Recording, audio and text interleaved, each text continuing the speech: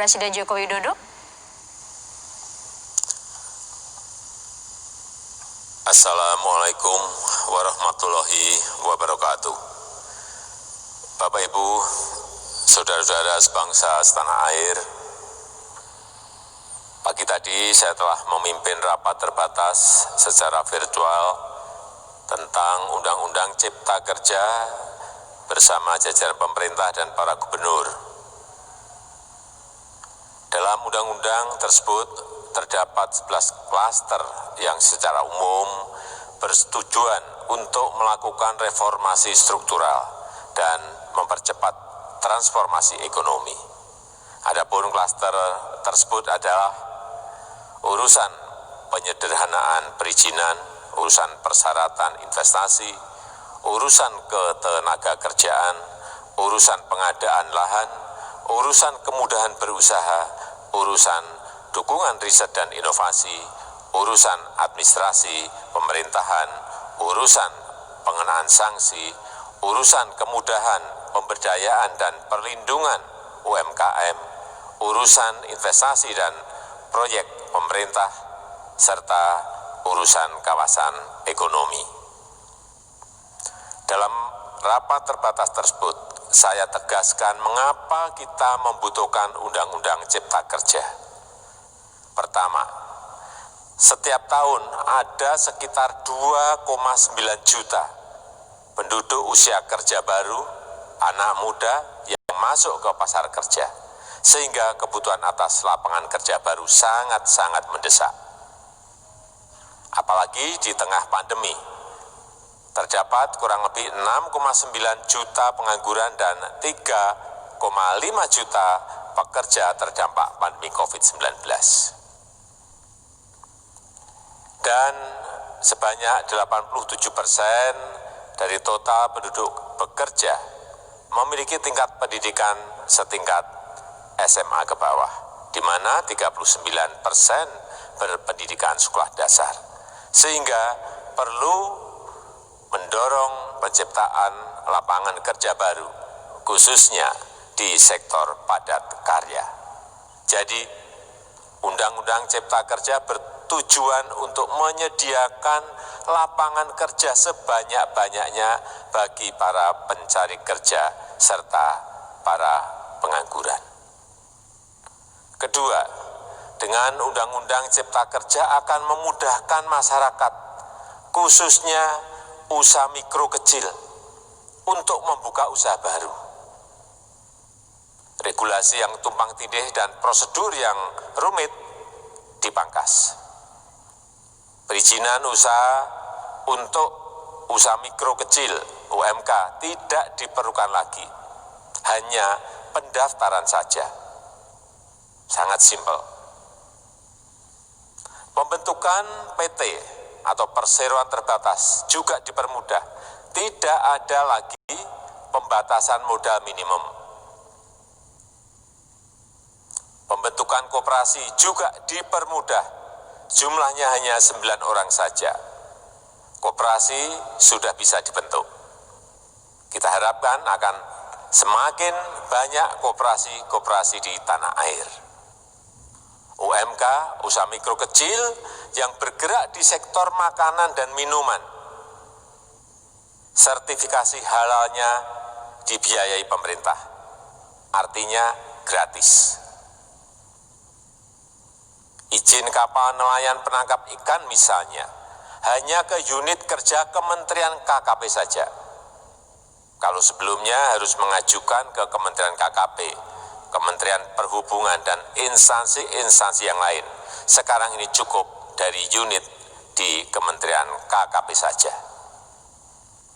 Ketiga, Undang-Undang Cipta Kerja ini akan mendukung upaya pencegahan dan pemberantasan korupsi. Ini jelas karena dengan menyederhanakan, dengan memotong, dengan mengintegrasikan ke dalam sistem perizinan secara elektronik, maka pungutan liar, pungli dapat dihilangkan. Namun, saya melihat adanya unjuk rasa penolakan Undang-Undang Cipta Kerja yang pada dasarnya dilatar belakangi oleh disinformasi mengenai substansi dari undang-undang ini dan hoax di media sosial.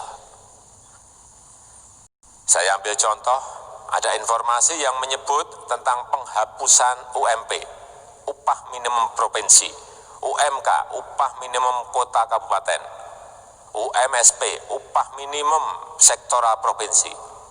Hal ini tidak benar, karena faktanya upah minimum regional UMR tetap ada. Ada juga yang menyebutkan bahwa upah minimum dihitung per jam. Ini juga tidak benar. Tidak ada perubahan dengan sistem yang sekarang. Upah bisa dihitung berdasarkan waktu dan berdasarkan hasil. Kemudian adanya kabar yang menyebutkan bahwa semua cuti sakit, cuti kawinan, cuti khitanan, cuti baptis, cuti kematian, cuti melahirkan dihapuskan dan tidak ada kompensasinya. Saya tegaskan juga ini tidak benar. Hak cuti tetap ada dan dijamin. Kemudian apakah perusahaan bisa mem-PHK kapanpun secara sepihak? Ini juga tidak benar. Yang benar, perusahaan tidak bisa mem-PHK secara sepihak. Kemudian juga pertanyaan mengenai benarkah jaminan sosial dan kesejahteraan lainnya hilang.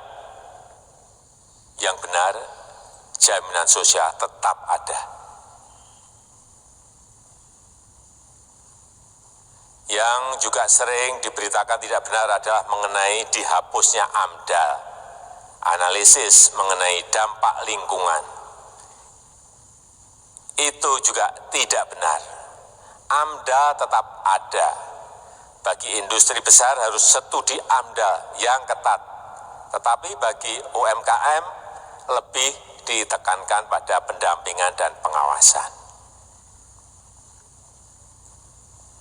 Ada juga berita mengenai undang-undang Cipta Kerja ini mendorong komersialisasi pendidikan. Ini juga tidak benar. Karena yang diatur hanyalah pendidikan formal di kawasan ekonomi khusus, di KEK.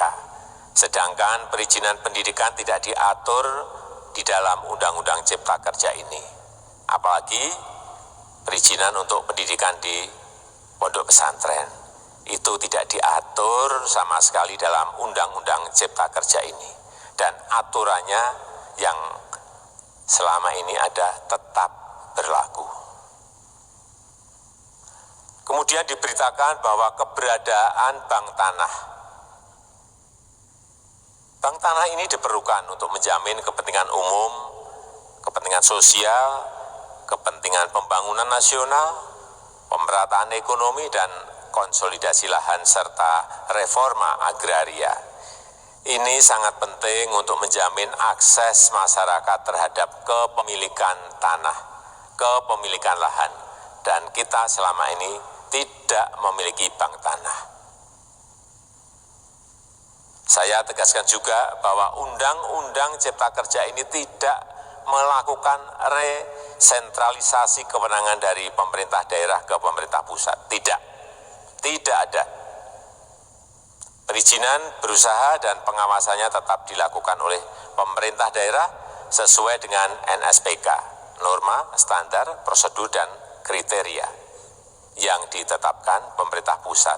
Ini agar dapat tercipta standar pelayanan yang baik di seluruh daerah, dan penetapan NSPK ini dapat nanti akan diatur di dalam PP atau peraturan pemerintah. Selain itu, kewenangan perizinan untuk non-perizinan berusaha tetap ada di Pemda, sehingga tidak ada perubahan.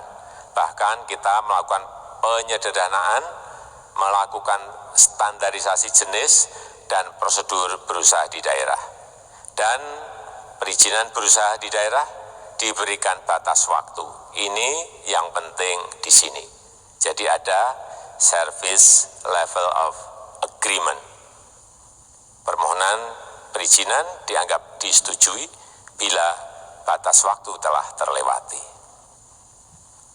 Saya perlu tegaskan pula bahwa Undang-Undang Cipta Kerja ini memerlukan banyak sekali peraturan pemerintah atau PP dan peraturan presiden atau Perpres.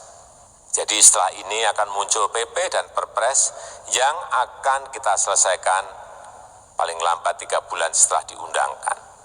Kita pemerintah membuka dan mengundang masukan-masukan dari masyarakat dan masih terbuka usulan-usulan dan masukan dari daerah-daerah. Pemerintah berkeyakinan melalui Undang-Undang Cipta Kerja ini jutaan pekerja dapat memperbaiki kehidupannya dan juga penghidupan bagi keluarga mereka. Dan kalau masih ada, jika masih ada ketidakpuasan terhadap Undang-Undang Cipta Kerja ini, silahkan mengajukan uji materi atau judicial review melalui MK, Mahkamah Konstitusi. Sistem ketatanegaraan kita memang mengatakan seperti itu. Jadi, kalau masih ada yang tidak puas dan menolak, silahkan diajukan uji materi ke MK. Saya rasa itu yang bisa saya sampaikan pada kesempatan yang baik ini. Terima kasih. Wassalamualaikum warahmatullahi wabarakatuh.